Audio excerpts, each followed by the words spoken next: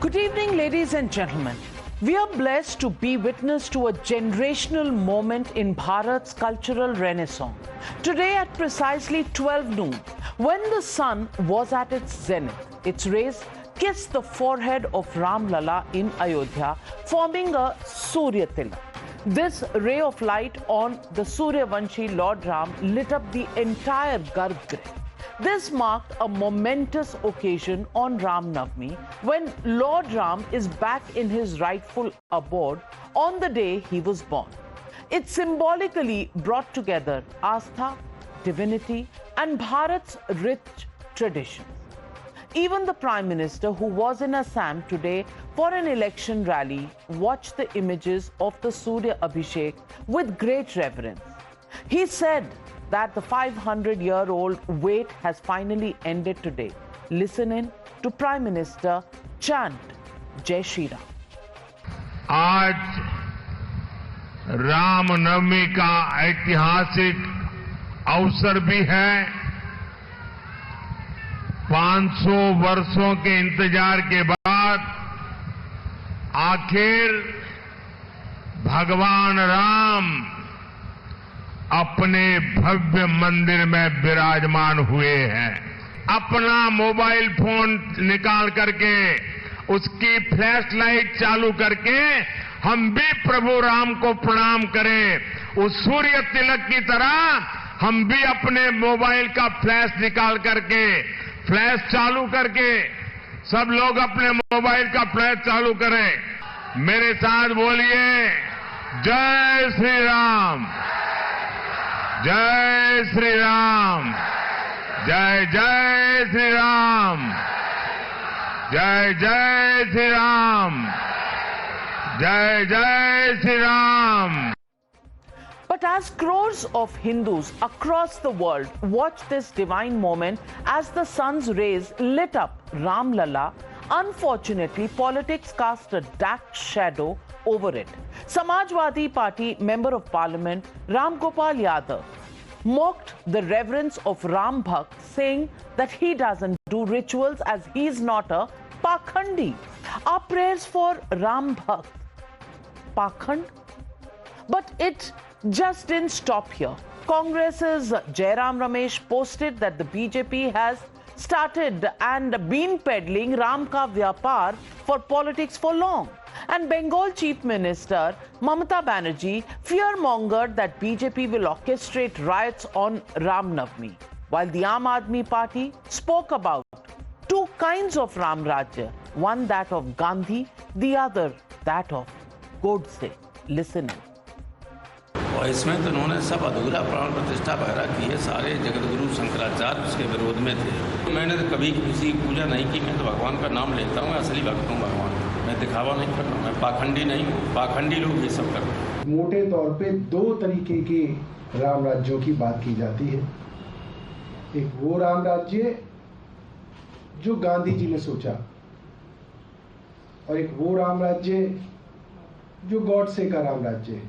একসাথে সবাই থাকে আর আজকের দিনে ওদের দাঙ্গা করার পরিকল্পনা আছে। সাবধানে থাকবেন, সতর্ক থাকবেন। দাঙ্গা করে ভোটে ফয়দা লুটতে চায়। দাঙ্গা করা ছাড়া, মিথ্যে কথা বলা ছাড়া, ভাওতা ছাড়া বিজেপির আর কোনো গ্যারান্টি নেই। But just look at the irony of this all. TMC and the Aam Aadmi Party, who spew political venom even on Ram Navami, they both wanted to write the Ram Leher at the same time ahead of elections. Chief Minister Mamata Banerjee fear-mongered over riots on Ram Navami, but today the TMC took out a Shobha Yatra on Ram Navami in Howrah itself. This, of course, was to compete with the BJP, which has been holding Shobha Yatras each year. Remember, in 2022, the mere chant of Jai Shri Ram irked Chief Minister Mamata Banerjee so much that she stopped her car and called Ram Bhakts outsiders and BJP agents. And yet today, her party marched for the Shobha of Ram. On the other hand, the Aam Aadmi Party, which speaks of Ram Rajya of Godse, today launched its website of Aam Aadmi Ka Ram Rajya. It has declared that Arvind Kejriwal, the man who's behind bars for the Liquorgate scam, is the only one who can realize the dreams of Lord Ram. This has led to the BJP targeting of the opposition for dragging Ram into Rajniti, even on this momentous occasion. Listen. लगातार विपक्ष इसको political मुद्दा बनाता है। आज तो न पक्ष न विपक्ष, सब कुछ राममय है, सिया राममय सब जग जानी। वो तो कह रहे हैं कि एक राम मंदिर में बहुत सारे राम मंदिर। इनको जो कहना कहे, हम तो कहेंगे जय श्री राम, भगवान राम सब पर कृपा और आशीर्वाद की वर्षा करे। बंगाल की मुख्यमंत्री ममता बनर्जी जी ने ट्वीट करते हुए रामनवमी के बारे में लिखा, टू मेंटेन पीस।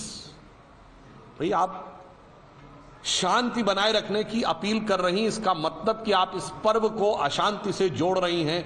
यह सीधा सीधा रामनवमी के पर्व का अपमान है, क्योंकि तमाम आपने दूसरे मजहबी मौकों के ऊपर अमन का पैगाम देने की बात कही है और यहां पर आप शांति बनाए रखने की बात कर रहे हैं। यानी एक बार फिर भारतीय संस्कृति और सनातन संस्कृति को अपमानित करने का प्रयास। But why is the opposition so very wary of the Ram Mandir? Let's tell you how the Ram Mandir has been an intrinsically important issue, electoral fortunes of the BJP being linked to this.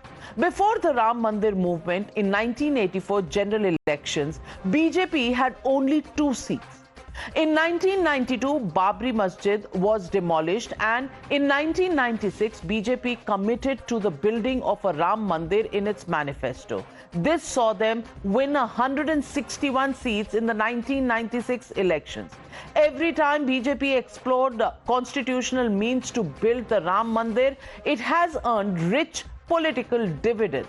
In the last general elections of 2019 too, the BJP had vowed to build the Mandir, and they today have 303 seats in Lok Sabha.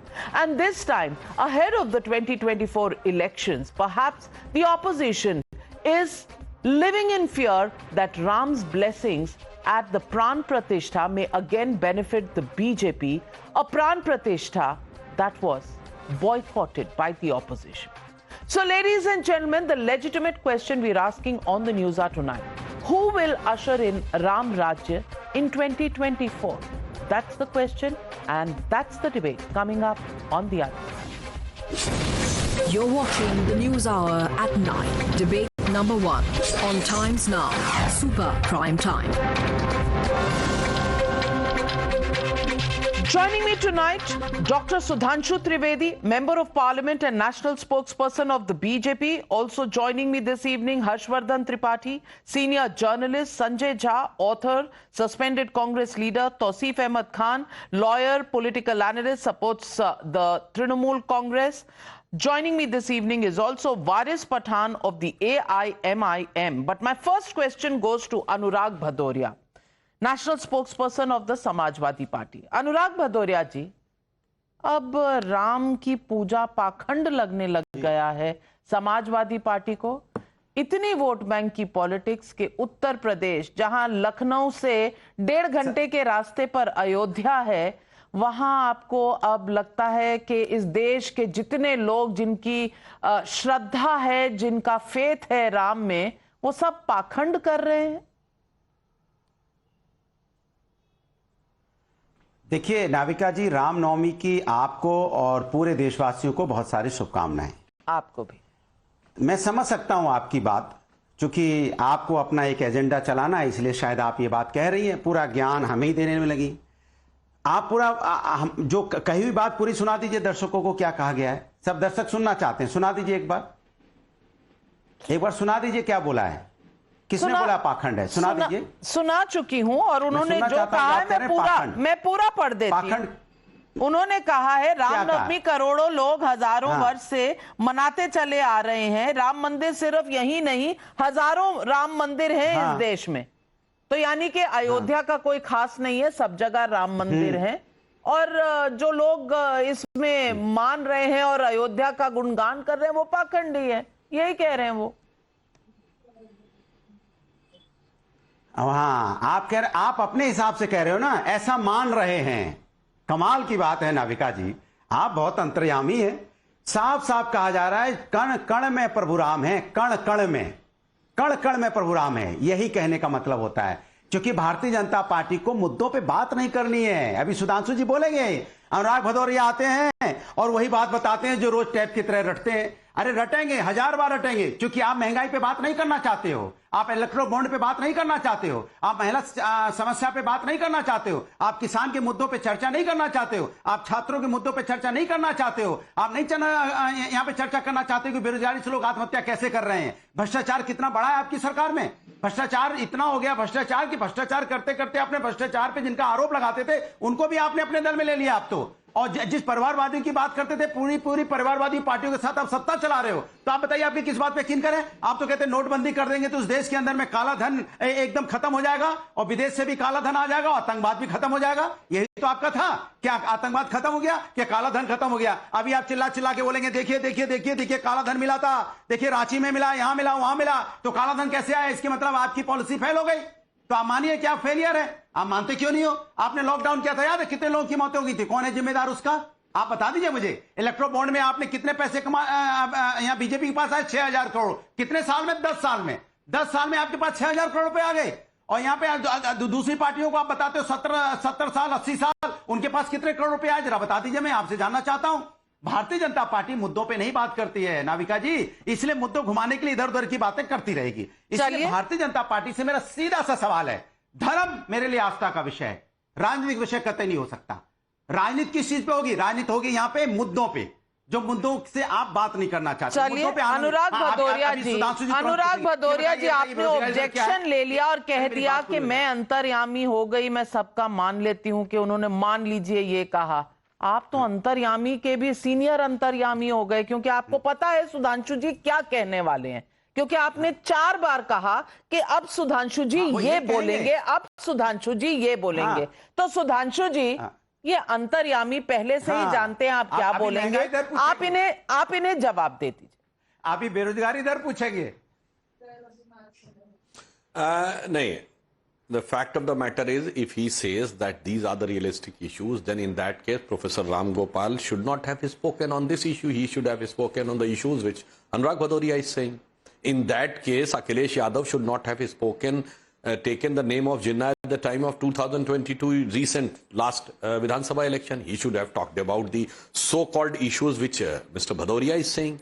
Unfortunately, whether it is his leader, late Shafiqur Rahman Barg, or his leader who is denied ticket, Mr. K.T. Hassan, or his leader, Mr. Azam Khan, they have never spoken on this issue of so-called mudde ki baat.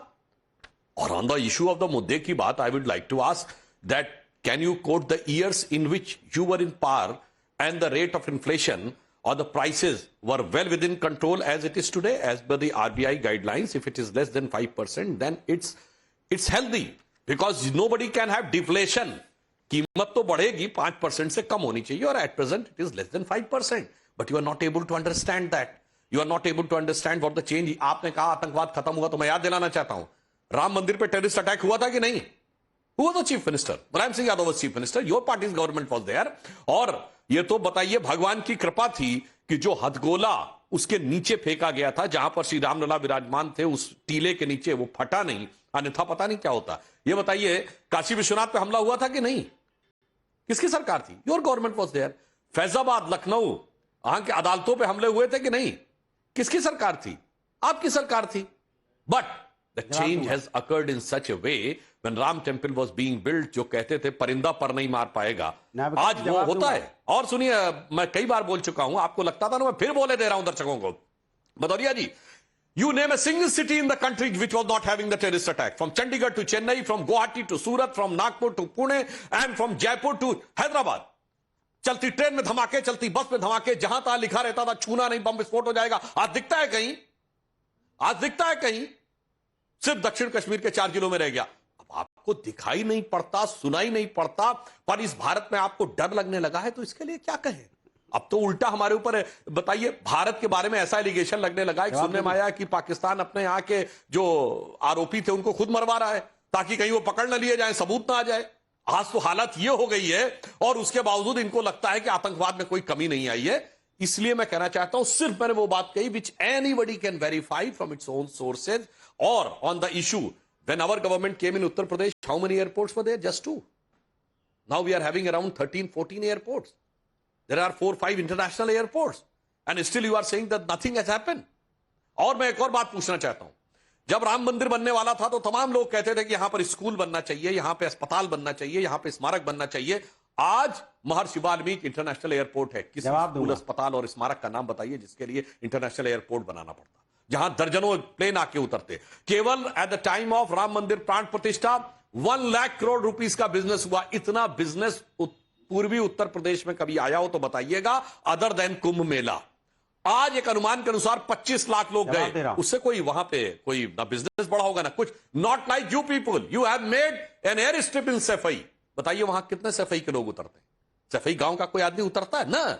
You took a chartered plane which gives lakhs of rupees per hour and that lands for the first family. ये गरीबों की, ये किसान मजदूर की party रहती थी. हमने बनाया एयरपोर्ट, एनीबडी कैन. हमने बनाया एक्सप्रेसवे. और मैं एक और बात बताना चाहता हूं to all the viewers.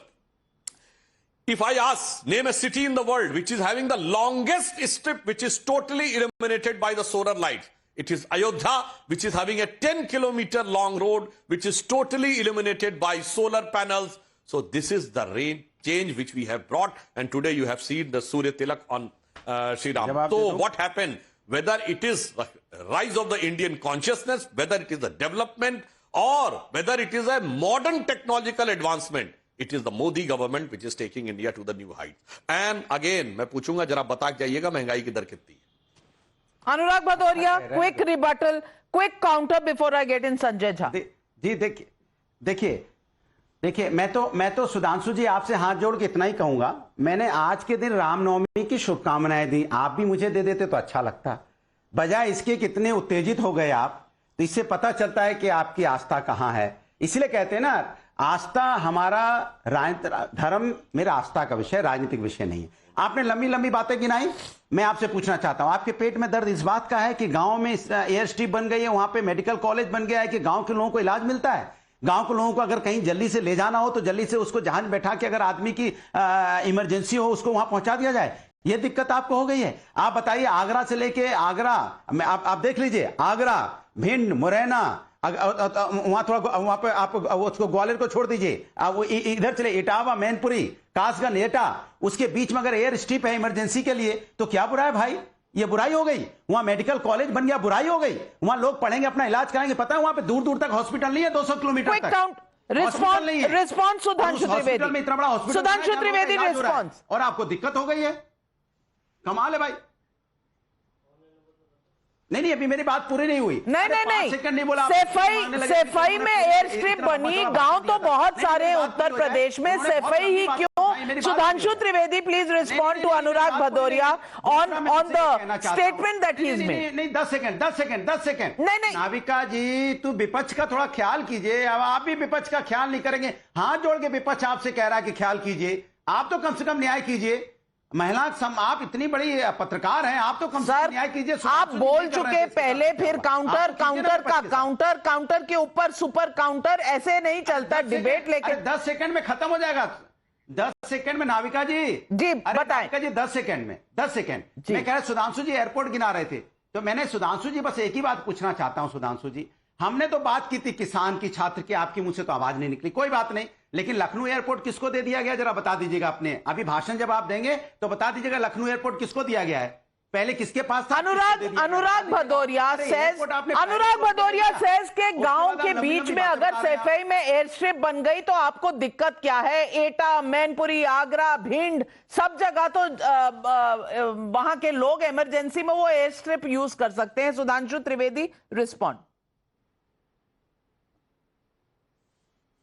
What I have categorically said, have you started flight to Etawah? Have you started flight to Sefai? No. It is being done just for the luxury of one family. आप start करो. आप करें emergency में land कर सकते हैं. बताइए कितनी इमरजेंसी. ये अच्छी बात है. काम वो सब करें और आप हर चीज को पाखंड कहो. लेकिन Sanjay Jha, my question to you. Flights has been started. Flights yes, complete your point, बात Sudhanshu. पूरी कर लूं। जी, Flight starts on the basis of the requirement and on the basis of the viability, not on the basis of your own thinking. मैं तो पूछना चाहता हूं, सफाई महोत्सव होता था तो सरकार होती थी, आज क्यों नहीं होता भाई उतना ग्रैंड? पूछिए। इसका मतलब सरकारी खर्चे से करते थे। If you are having attachment to सफाई, इट्स ओके, आज भी करिए ना। अच्छा। आप क्यों नहीं चार्टर्ड प्लेन से मंगाते लोगों को मुंबई से कार्यक्रम करने के लिए?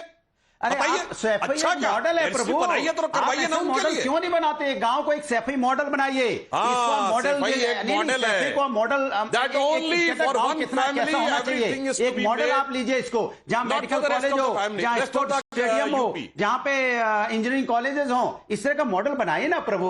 क्यों नहीं बनाते आप? सैफई एक मॉडल है गांव का, हमने एक मॉडल यहाँ पे तैयार किया है। आप ऐसे मॉडल बनाइए ना उत्तर प्रदेश के अंदर में। मॉडल अयोध्या बनाया, मॉडल अयोध्या बनाया, अयोध्या की ही चिंता कर लीजिए अनुराग भदौरिया, लेकिन अयोध्या की आप चिंता नहीं करेंगे। अयोध्या जाना आपको पाखंड लगेगा। Let me get in doctor Sanjay Jha. Sanjay Jha, when Jairam Ramesh says this is Ram का व्यापार, how do you call it Ram का व्यापार? And if you call it Ram का व्यापार, तो आप तो गए नहीं थे, बॉयकॉट आपने कर ही दिया था, which is fine. It's Ram Navami, people want to talk about Ram, just ignore them. Why do you get drawn into speaking about Ram and calling it this, that and the other? And on the other side, your alliance partner in Delhi, the Aam Aadmi Party, says Ram राज्य दो तरह के होते हैं, गांधी जी का, एक गोडसे जी का। क्यों आप इस ट्रैप में फंस रहे हैं? आपको राम व्यापार लगता है और आम आदमी पार्टी राम राज्य के वेबसाइट खोल रही है। क्या है भाई, आपस में तो तय कर लो राम है भी या नहीं। Navika, good evening. भगवान Ram belongs to everybody. I don't think that is even a point of conversation. तो मैं समझता हूं कि दुर्भाग्यपूर्ण और अफसोसजनक है कि भारतीय जनता पार्टी धर्म के साथ, मजहब के साथ राजनीतिकरण करने का हमेशा कोशिश करती है। मुझे लगता है कि 2024 के चुनाव के जब नतीजे आएंगे तो दूध का दूध और पानी का पानी हो जाएगा, क्योंकि भारत के लोग बहुत ही समझदार, जागरूक और बुद्धिमान हैं। और ये इस पार्टी की जो अहंकार, जो गुरूर, जो जिस तरीके का इनका घमंड है, ये चकनाचूर होने वाला है। I want to give you an example Navika. जब Congress parties manifesto came out, Bharat के प्रधानमंत्री, occupying the august office of the prime minister, called it a Muslim League document. Was that not playing a very crude and a vulgar attempt to infiltrate religion into politics? Then he said every page of the Congress manifesto is divisive and polarizing. I challenge everybody, and I challenge my dear friend Sudhanshu ji, who's one of the more reasonable people, although we disagree politically, of course, on the shows. Can you tell me that giving Manrega wages of 400 rupees is Muslim League? Is giving women from poor families rupees 1 lakh a year polarizing? Is giving jobs to the youth of guaranteed 1 lakh in the first year as a right to apprenticeship polarizing? Is giving farmers an MSP Muslim League? Okay, you know, Navika, what you can see is panic. BJP has realized that the game is up and is coming to an end. And I'll credit Modi ji with one thing. Modi ji के साथ सबसे गलतफहमी हमारी हुई जब वो प्रधानमंत्री बने और अदानी जी के प्लेन में वो गए गुजरात से दिल्ली तक। वो उन्होंने दुनिया को बता दिया था कि हम जो है 140 करोड़ लोग के लिए नहीं, हम अपने कुछ जो नजदीकी मित्र हैं उनके लिए ही काम करेंगे। वो तो उन्होंने 2014 में हमको बता दिया था। आज यदि एक नरेंद्र मोदी क्रिकेट स्टेडियम है जहां पर एक अदानी एंड है और एक अंबानी एंड है, तो मैं तो समझता हूं कि मोदी जी की यहां तारीफ करनी पड़ेगी। पारदर्शिता तो है। वो कह रहे थे भारत को कि हमने तो आपको खुलेआम बता दिया था कि हमको 140 करोड़ लोग, गरीब, बेरोजगार, महिलाएं, बुजुर्ग, उसके लिए तो मेरे के पास वक्त ही नहीं है, वो तो हमारी प्राथमिकता में नहीं। Well, Dr. Sanjay Jha, you know, touching issue that you've raised about who's flying in whose plane. अगर कांग्रेस लीडर्स किस प्लेन्स में चढ़े हैं और यूपीए सरकार में प्लेन्स कैसे इस्तेमाल हो रहे थे मंत्रियों द्वारा, डीजीसीए से ये लिस्ट निकल गई ना, तो आप किसी को मुंह दिखाने लायक नहीं रह जाएंगे। लेकिन सुधांशु त्रिवेदी, नहीं, मैं तो एक और बात कहता हूं। मैं पूछना चाहता हूं, महात्मा गांधी बिरला हाउस में रहते थे, उसका क्या मतलब है? Sanjay Jha, give an answer. I give you an answer. Mahatma Gandhi ji जवाब दीजिए। सरकार में नहीं थे। अब बताइए ना, बिरला हाउस का रखने मतलब क्यों? बिरला के हाथ में खेल रहे थे क्या? कॉन्ट्रैक्ट्स नहीं दे रहे थे लोगों को, समझ गए आप? एयरपोर्ट्स की आपने बात की। अच्छा, ये बता दीजिए भारत के लोगों को कि 6 एयरपोर्ट्स अदानी जी को कैसे मिल गए, जरा बता दीजिए। जरा बता दीजिए। ये धारावी स्लम प्रोजेक्ट कैसे चला गया, जरा ये भी बता दीजिए। इंडिया में प्राइवेटाइज कोल माइंस कैसे निकल गए? सर, एक ही क्वेश्चन पे आप बहुत डिफेंसिव में आ गए। दूसरा पूछता हूं, राडिया टेप में एक बड़े बिजनेसमैन ने कहा, जिसके लिए आज आप हमारा आरोप लगाते हैं, कांग्रेस पार्टी तो अपनी दुकान है। वो हमारे लिए बोला था कि आपके लिए बोला था? अब सुनिए, राडिया टेप में एक बड़ी पत्रकार ये बता रही थी कि इस वाले मंत्रालय को यह विभाग मिलना चाहिए, और वो विभाग उसको मिला भी था। सुनिए, वो विभाग मिला भी था। मैं जवाब देता हूं। हमारा विभाग था, हमारी गवर्नमेंट थी, आपकी। सेकेंड थिंग, सुनिए, सर एक minute, let me complete the sentence. Sir, 2G spectrum के अलॉटमेंट में आपने ये रूल बनाया, first come first serve, which never happens in the government contract, and those were the companies who were found कि जो उनको बताया गया था कि इतने रुपए का ड्राफ्ट चाहिए, वो बैकडेट में बना हुआ था। कौन कंपनियां थी, किसकी सरकार थी? हमारी, आपकी। और मैं पूछना चाहता हूं, मारुति कंपनी की 800cc की कार होती थी। हमारे बचपन में सारा बजट आता था, 1000 से ऊपर पे टैक्स लगते थे, 1000 के नीचे नहीं। The only beneficiary was Maruti. कौन था उसका ओनर? गांधी फैमिली थी कि नहीं? जब आप बोलने की कोशिश करते हैं, sir, you are a reasonable man, so be very pragmatic. Another thing I would like to, sir, Saddam Hussein से पैसे किसने लिए हैं? Forget about the Indian companies. It is Volcker report on which mister Natwar Singh has to resign, and he was working on the instruction of Sonia Gandhi, which he has written in his book, one life is not enough. I am coating your leader, not me. Sir, be very pragmatic. And a Swiss magazine, Schweizer Select in November 1991 has said that Rajiv Gandhi was having 1.87 billion Swiss francs. Have you challenged them? No, sir. Sue करिए जाके ना उनको, कैसे लिख दिया? इसीलिए मैं छोड़िए, अभी बहुत सारी बातें उसमें आप छोड़ दीजिए। चलिए, हमको आपको संक्षेप में, अभी आपने जो कहा, जरा जवाब देने दीजिए। Sir, late me complete. नहीं, आपने बहुत बोला, सर, आपने return. No, you spoken a lot, Sanjay Jha.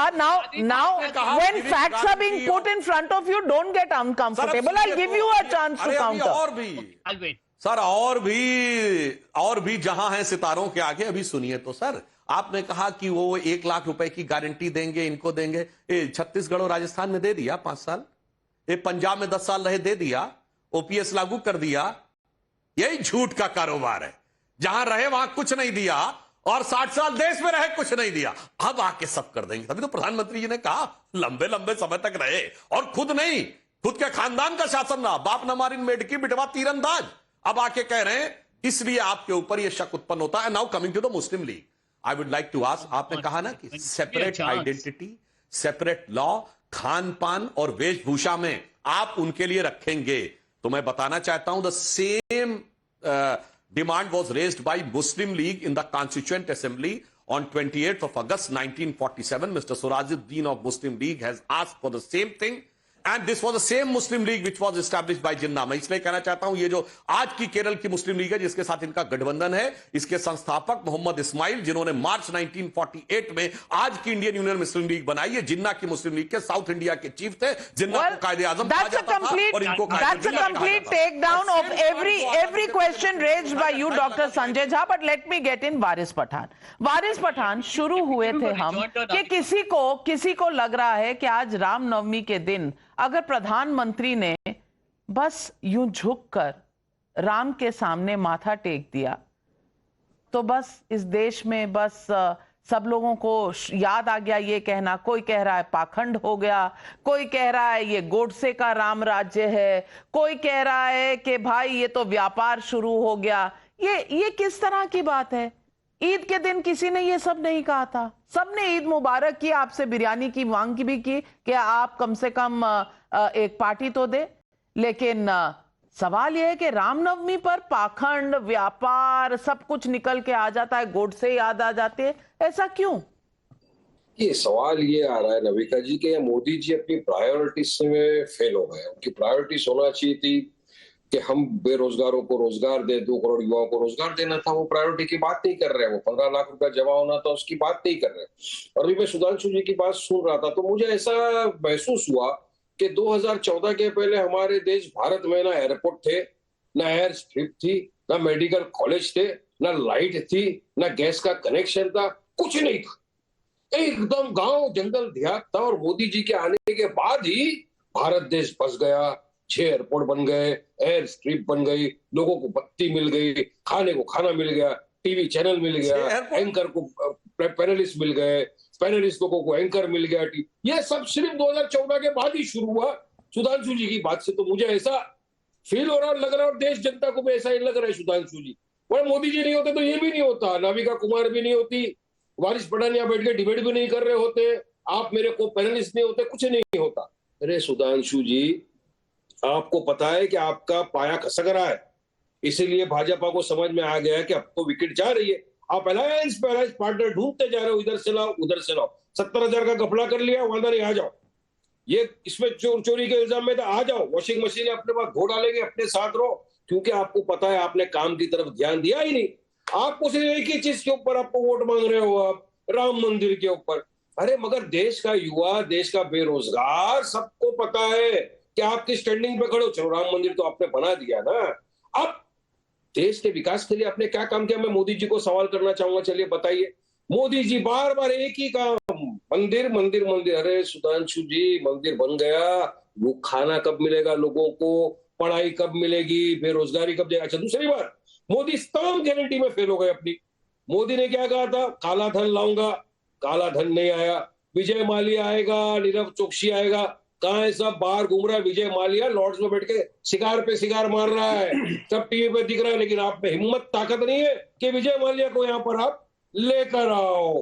काला धन नहीं आया, विजय माल्या नहीं आया, हर्षवर्धन त्रिपाठी जी। अब आप लोग बोलते हो कि सुप्रीम कोर्ट की बात सबको मानना चाहिए, मैं भी मानता हूँ, सब मानिए। आप हमेशा भाषणबाजी लेक्चर देते हो। सुधांशु जी बताइए, उस दिन मोदी जी ने एक चैनल को तो आप तो कांग्रेस से खुश रहे होंगे ना, नहीं होने की वजह से आपको बीजेपी पसंद नहीं, ये तो बात समझ में आ गई। लेकिन आप शायद कांग्रेस के राज में खुश थे, कांग्रेस के समय आपका बहुत उद्धार हो रहा था। तो चलिए हर्षवर्धन त्रिपाठी जी, हर्षवर्धन त्रिपाठी जी, सुधांशु जी को सवाल कर रहा हूँ। हाँ, मैं लूंगी उनसे भी जवाब। पत्रकारों से आपको क्यों एलर्जी है भाई? मुझसे भी है, हर्षवर्धन जी से भी है, ऐसा क्या एलर्जी है? मुझे सवाल किया? नहीं, हर्षवर्धन त्रिपाठी जी को। अरे मेरा 10 सेकंड में बात कंप्लीट हो जाने दो नाविका जी। आधा घंटा बिठा के 10 सेकंड के अंदर बात कंप्लीट। इलेक्टोरल बॉन्ड के ऊपर मैं कुछ बोलना चाह रहा हूं, आप सुन लीजिए। वारिस भाई, शो खत्म नहीं हुआ, वापस आऊंगी। संविधान की शपथ लिए हुए प्रधानमंत्री सुप्रीम कोर्ट की बात नहीं मानते। सुप्रीम कोर्ट ने बोला इलेक्टोरल बॉन्ड अनकॉन्स्टिट्यूशनल है, असंवैधानिक है, और प्रधानमंत्री बोलते देख के इलेक्टोरल बॉन्ड के बारे में उन्होंने गलत कहा, कल देश पछताएगा। अरे प्रधानमंत्री आप नहीं मानेंगे सुप्रीम कोर्ट का, फिर वारिस पठान को क्यों बोल रहे हैं आपको सब चीज मानना पड़ेगा? तो यही है ना मोदी जी के। चलिए डायरेक्ट सवाल है, सुधांशु जी जवाब देंगे। हर्षवर्धन जी आ रही हूं। सुधांशु जी, देखिए प्रॉब्लम क्या हो गया है कि वारिस पठान साहब वही बात रिपीट कर रहे हैं जो दूसरे लोग कर रहे हैं, मगर उसके बाद बताने अगर इलेक्टोरल बॉन्ड अनकॉन्स्टिट्यूशनल है तो क्यों लिया कांग्रेस पार्टी ने, क्यों लिया अपोजिशन वालों ने? और लिया तो लौटा दो ना। रुपया नहीं लिया, गजब है साहब, नहीं लिया, देख लो लिस्ट। वो गलत है, घोटाला है, और उसके बाद लेके भी रखना है और लौटाना भी नहीं है। मतलब कोई ये कहे कि मैंने घोटाले का धन रखा है और मैं चिल्ला रहा हूं कि घोटाला है मगर लौटाना नहीं, जो प्राइम मिनिस्टर नहीं करोगे क्या? ये कहा आपने सबसे ज्यादा लिया है। अब आप बोल रहे थे बीच में डिस्टर्ब मत करिए, फिर बीच में तो कूदने लगे ना, फिर सब। अरे भाई ये बताइए हमारी कितने राज्यों में सरकार है? 6,000 करोड़ रुपए हम लौटा रहे हैं। अरे मेरे भाई दूसरी पार्टियों से बोलिए, आप लौटाएंगे नहीं, आप ले लेंगे, दूसरे कहेंगे लौटाओ लौटाओ। अरे जो कह रहा है घोटाला, हम तो कह रहे हैं कि वो सही था, आप कह रहे हैं कि वो घोटाला था और आप ले भी रहे थे। आप नजीर पेश कीजिए। बोले नहीं, माननीय सर्वोच्च न्यायालय ने बोला है असंवैधानिक है, मैं इस पैसे को चिमटे से भी नहीं छूऊंगा। आप बोलिए इसको, बोलिए आप माननीय सर्वोच्च न्यायालय ने असंवैधानिक है, मैं नहीं छूऊंगा इसको, लौटा दिए वापस। चिल्लाओ और वापस लौटाओगे नहीं। हर्षवर्धन त्रिपाठी, बातें करोगे। हर्षवर्धन त्रिपाठी जी, अनुराग भदौरिया जी रायता फैला रहे हैं क्योंकि जवाब नहीं है। जवाब दीजिए।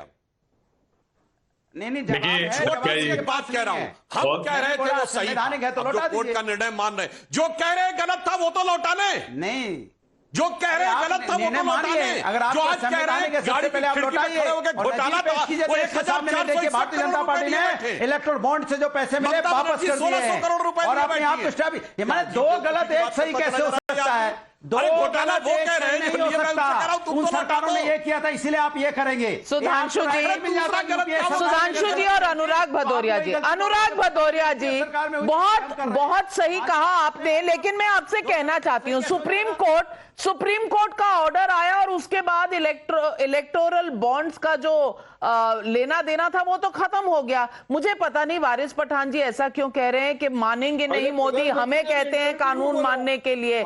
ये भ्रम फैलाने का जो इंडस्ट्री है ना, ये नहीं होना चाहिए। और दूसरी तरफ सुधांशु त्रिवेदी जी ने सवाल उठाया है, अब राम के बीच में, राम पर बात नहीं करनी, किसी को बात नहीं करनी, मुद्दों की बात करनी है, क्योंकि राम की बात करने से शायद कहीं गणित बदल ना जाए।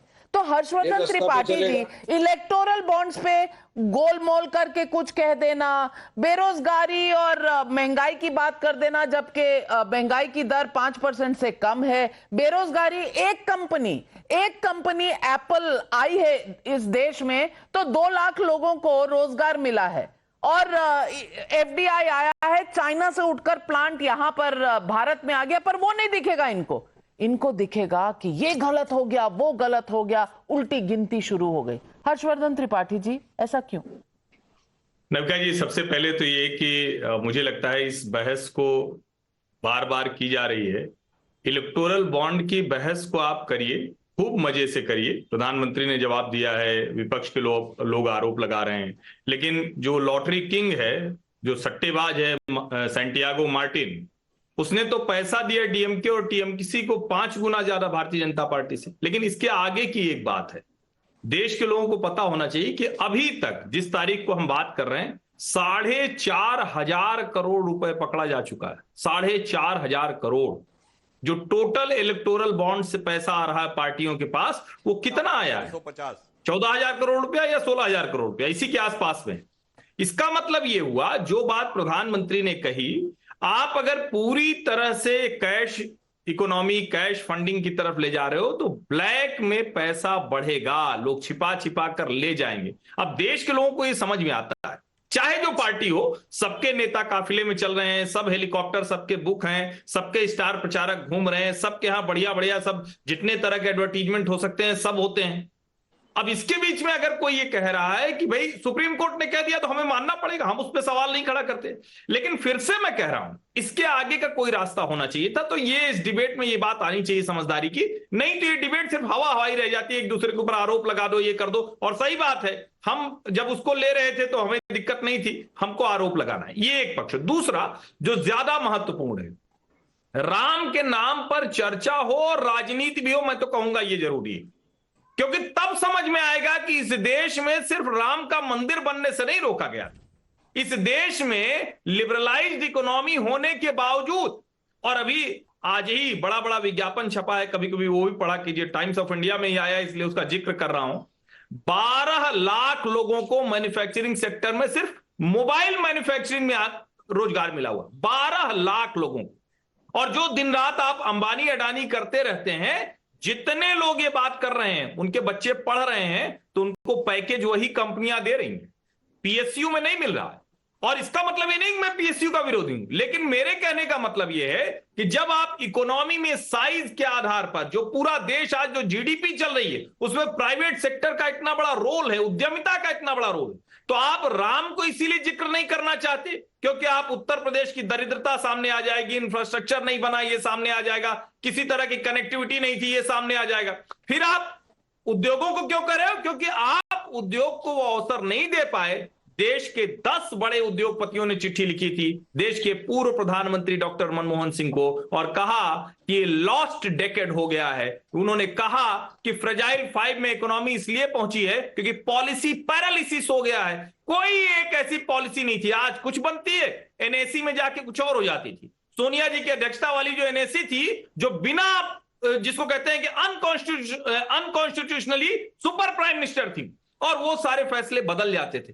कौन किस किस तरह से ठेके पट्टे, कितने तरह के घोटाले, कितने तरह के आरोप, ये कोई छिपी हुई बात नहीं है। और उसके बावजूद आप अभी भी उद्योगपतियों को ही सब कुछ कह रहे हैं। जिन्होंने भ्रष्टाचार किया उनके ऊपर उंगली उठाते अभी भी डर लगता है। और पहला चुनाव है जिसमें विपक्षी पार्टियां जिनके ऊपर इतने गंभीर आरोप है वो भ्रष्टाचारी जुटकर आरोप लगा। और हमको तो 1 भी रुपया नहीं मिला इलेक्टोरल बॉन्ड। कोई बात नहीं, आ जाइए, सरकार बना लीजिए ना। आपको 272 लोग चाहिए लोकसभा में, आप सरकार बना लीजिए, कोई रोक नहीं रहा आपको। वारिस पठान जी 272 सीटें ले आइए और लोकसभा में सरकार बना लीजिए। फॉर्मूला सबके लिए सेम ही है, तो ले आइए या कोई अलायंस कर लीजिए। अलायंस में जाना नहीं है, खुद की सीटें आती नहीं है, लेकिन हर किसी पर सवाल उठाना। लेकिन मैं पूछ रही हूं, आज मैं तौसीफ भाई आपसे पूछना चाहती हूं। तौसीफ भाई, बार बार ममता बनर्जी जब कहती है रामनवमी पर